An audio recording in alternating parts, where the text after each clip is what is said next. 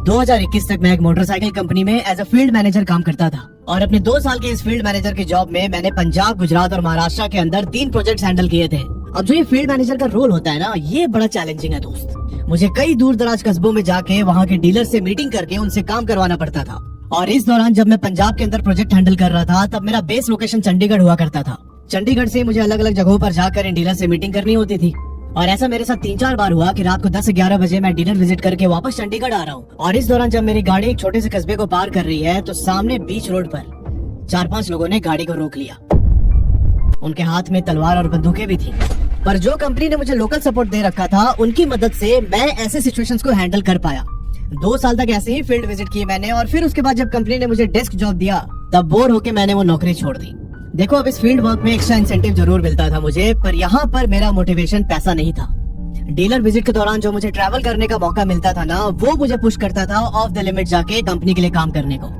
अब ये कहानी मैंने आपको इसलिए बताई क्योंकि आज की वीडियो में आप एक ऐसे ही फील्ड वर्कर की दास्तान सुनेंगे, जिसके बाद आपके शरीर में एक बहुत ठंडी लहर दौड़ जाएगी दोस्त। और आपको समझ में आएगा कि जो लोग ऐसे फील्ड विजिट पर जाते हैं, उनकी लाइफ में कितनी भयानक घटनाएं घट सकती हैं। आज की स्टोरी मुझे हमारे एक सब्सक्राइबर अंजन महापात्रा जी ने भेजी है, जो ओडिशा के भुवनेश्वर शहर में रहते हैं। भुवनेश्वर के अंदर एक रियल एस्टेट कंपनी है और अंजन उसी रियल एस्टेट कंपनी में एज अ मैनेजर काम करते हैं। अभी कंपनी का पूरा नाम अंजन ने मुझे नहीं बताया, पर हिंट के लिए उन्होंने बोला कि उसका शॉर्ट फॉर्म CAL है। अब जो लोग भुवनेश्वर से होंगे वो लोग शायद गेस कर पाए कंपनी का नाम। इस कंपनी में टोटल 12 एम्प्लॉय हैं, जिसमें से 10 सेल्स स्टाफ, 1 प्यून और 1 बैक ऑफिस स्टाफ है। अच्छा, इनकी जो कंपनी है ना, ये इंटर स्टेट काम करती है, मतलब ओडिशा और ओडिशा के बाहर भी इस कंपनी के क्लाइंट्स हैं। जनरली सुबह 9 बजे से शाम के 6 बजे तक कंपनी का वर्किंग आवर होता है, पर कभी कभी क्लाइंट मीटिंग्स के चक्कर में 9-10 भी बज जाते हैं रात के। अभी मैंने आपको बताया था ना कि ये 12 एम्प्लॉयज में से 1 बैक ऑफिस स्टाफ होता है। इसका काम यही होता है कि तुम नई प्रॉपर्टीज को टैप करो, वहाँ के क्लाइंट से जाके मिलो और डील फाइनल करो। बेसिकली ऑफिस के बाहर का जितना काम होता है, ये बैक ऑफिस स्टाफ संभालता है। और फिलहाल इसी बैक ऑफिस स्टाफ की पोजीशन पर मिस्टर शुभेंदु मिश्रा काम कर रहे थे। एक दिन शुभेंदु ने अपने मैनेजर अंजन को बोला कि सर, मैं अभी ऑफ आ रहा था।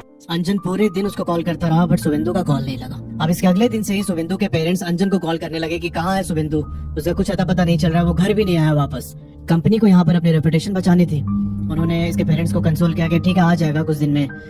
पर अंदर ही अंदर अंजन को तो समझ आ गया था कि यार कुछ गड़बड़ हुआ है, क्योंकि इससे पहले किसी भी फील्ड विजिट पर शुभेंदु का फोन स्विच ऑफ नहीं होता था।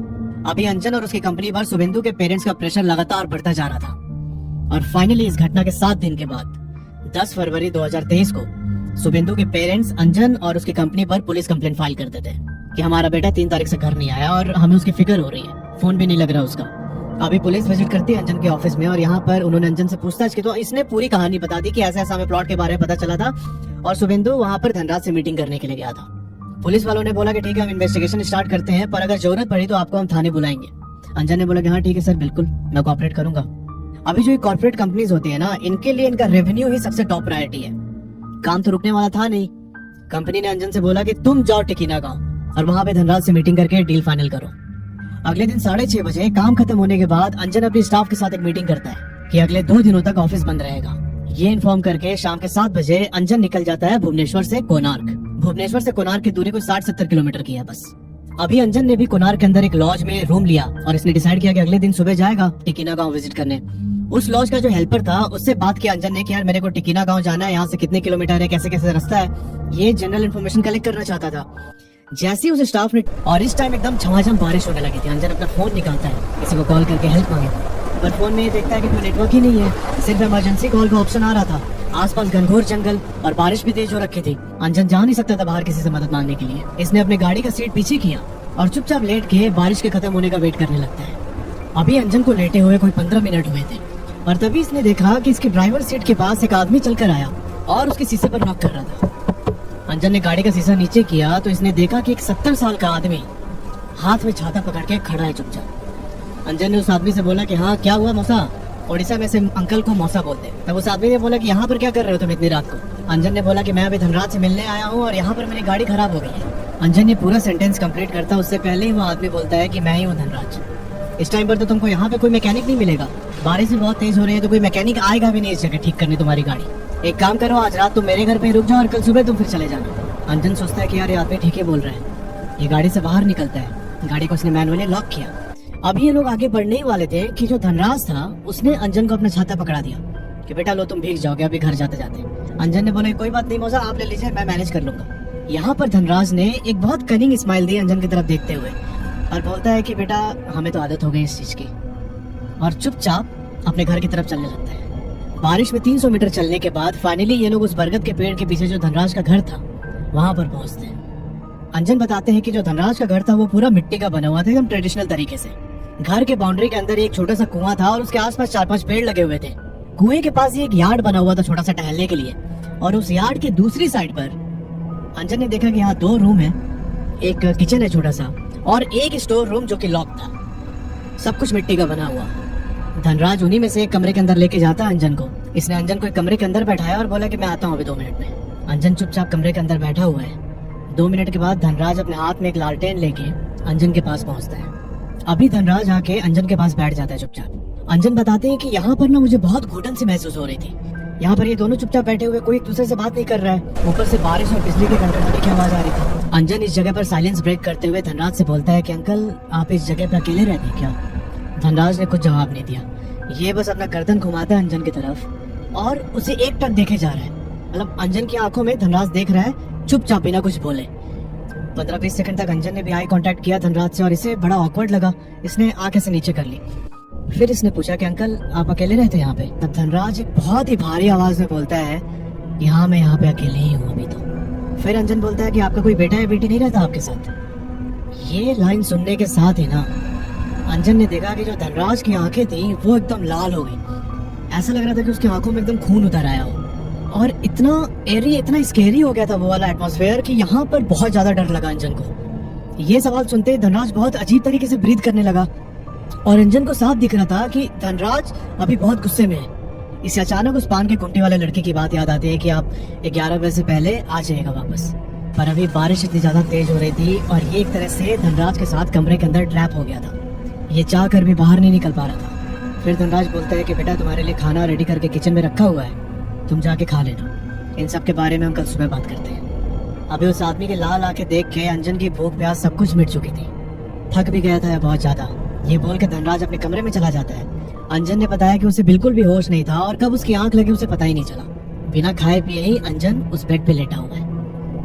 अभी रात के 3 बजे अंजन का अलार्म बजता है, क्योंकि सुबह सुबह 4 बजे अंजन को रनिंग पर जाने की आदत थी। जैसे अलार्म बजा तो अंजन ने उसे ऑफ कर दिया। ऑफ करके फिर से आंख बंद करके लेट जाता है और तभी उस सन्नाटे के बीच अंजन को सुनाई दिया कि कोई हड्डी चबा रहा है। अंजन को लगा कि यार ये पूरा जंगल का एरिया और यहाँ पर जंगली कुत्ते और भेड़िए का आना जाना आम बात है, तुम्हें भी वो लोग कुछ खा पी रहे होंगे। पर कोई 5-10 सेकंड के बाद अंजन को रियलाइज होता है कि यार ये आवाज तो बगल वाले कमरे से आ रही है। अंजन चुपचाप अपने कमरे से निकलकर उस बाजू वाले कमरे के पास जाता है और दीवार पे कान लगा के चुपचाप सुन रहा था उस चीज को। इसे कंफर्म हो गया कि यार अंदर से ही आ रही है आवाज। अंजन ने उस कमरे का गेट खोला धीरे से। लालटेन बिल्कुल डिम होके कोने में टंगी हुई थी। इसने देखा कि जो धनराज है उसका पीठ अंजन की तरफ है और ये अपने हाथ में एक हड्डी लेके चबा रहा था। ये देख के अंजन का शरीर एकदम पसीने से भीग गया पूरा। यहाँ पर अंजन को रियलाइज हो गया था कि उसके आने की खबर धनराज को लग चुकी है। थोड़ी देर के बाद धनराज अंजन की तरफ अपना गर्दन करता है और उसे देखते हुए चुपचाप जो वो बॉडी पड़ी थी उसका मांस निकाल के धनराज खाए जा रहा था। अच्छा, जब धनराज अंजन की तरफ मुड़ा तो उसने देखा कि जो वो बॉडी है वो शुभेंदु की थी। भाई ये जोर से चिल्लाता है और वहां से निकल के जंगल की तरफ भागने लगा। अभी अचानक भागते भागते अंजन का पैर एक झाड़ी में फंसा और वहां पर अंजन गिर जाता है। जब इसने गिरा तो देखा कि झाड़ी के बीचों बीच शुभेंदु की बाइक पड़ी है। भाई से सारा खेल समझ में आ गया कि क्या हुआ यहाँ पे। अंजन तुरंत उठता है वहां से और कोई 100 मीटर ही भाग के आगे गया होगा। किसी ने अंजन के सर पर जोर से पत्थर मारा। अंजन वहीं पर गिर जाता है। 4 घंटे के बाद सुबह 7 बजे अंजन की आंख खुली तो इसने पाया कि वो किसी के घर के अंदर है और सामने 2 लड़के और 5-6 औरतें खड़ी थी। इसके सर पर पट्टी बंधी हुई है। अंजन ने उन 2 लड़कों में से एक से पूछा कि मैं यहाँ पर कहाँ हूँ, आप लोग कौन है? तब वो लड़का बोलता है कि जब सुबह मेरी माँ जंगल में लकड़ी लेने गई थी तो उन्होंने देखा कि आप रोड पर बेहोश पड़े हुए हैं और फिर आपको लेके हम अपने घर पर आए और आपकी मरहम पट्टी की हमने। फिर उन लोगों ने अंजन को नींबू पानी दिया पीने को और उन्होंने पूछा अंजन से कि आप यहाँ पर कहाँ फंस गए, किस काम से आए थे? जब अंजन ने पूरी बात बताई कि पूरा प्लॉट का चक्कर था, हम इसे खरीदना चाहते थे। और फिर उसके बाद जो उन लड़कों ने बताया ना अंजन को, इसके दिमाग की वायरिंग में शॉर्ट सर्किट हो जाता है दोस्त। उन्होंने बोला कि जो ये धनराज बुड्ढा था उसने धोखे से बुलाया आपको अपने प्लॉट सेल करने के लिए और आप उसके जाल में फंस गए भाई। जो वहाँ औरतें खड़ी थी उनमें से एक ने बताया कि आज से 20 साल पहले धनराज वहाँ पर अपनी फैमिली के साथ रहता था। उसकी फैमिली में 2 बेटे और 1 बेटी थी। बेटी का नाम था कविता और जो धनराज की बीवी थी वो किसी और के साथ भाग चुकी थी। धनराज के दोनों बेटे बहुत ज्यादा सेल्फिश थे। उन्होंने बताया कि जब भी धनराज की तबीयत वगैरह खराब होती है तो धनराज की जो बेटी है वहीं आके सबसे पहले खड़ी होती थी उसके लिए। ये दोनों बेटे उसे पूछते भी नहीं थे। फिर एक दिन धनराज की तबीयत बहुत ज्यादा खराब हो जाती है और जो भी इसकी प्रॉपर्टी थी इसने वो सारी प्रॉपर्टी अपनी बेटी के नाम पर कर दी। जब ये बात धनराज के बेटों को पता चली तो वो लोग बहुत ज्यादा गुस्सा हो गए। वो आए धनराज के पास, इससे लड़ाई झगड़ा करने लगे और बातों बातों में इन्होंने धनराज का पहले नाखून पकड़ के उखाड़ा, फिर उसके बाद इसका आंख फोड़ दिया धनराज का, और फिर बहुत बुरी तरीके से टॉर्चर करके धनराज को उसके बेटों ने मार दिया।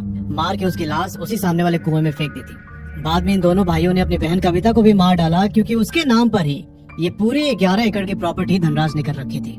उन औरतों ने बताया कि उसके बाद से ही धनराज की आत्मा इस इलाके में भटकती है, उसे मुक्ति नहीं मिली अभी तक। आप बहुत ज्यादा खुशकिस्मत है कि आपकी जान बच गई। इसके बाद अंजन वापस भुवनेश्वर आता है और इसने सारी बात पुलिस को बताई।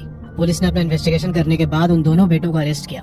बाद में उस लाश को जिसे धनराज खा रहा था उसे फॉरेंसिक टीम को भेजा गया तो फॉरेंसिक टीम ने यही बताया कि ये लाश शुभेंदु की ही है। तो यार ये थी आज की स्टोरी ओडिशा से। Thanks for watching.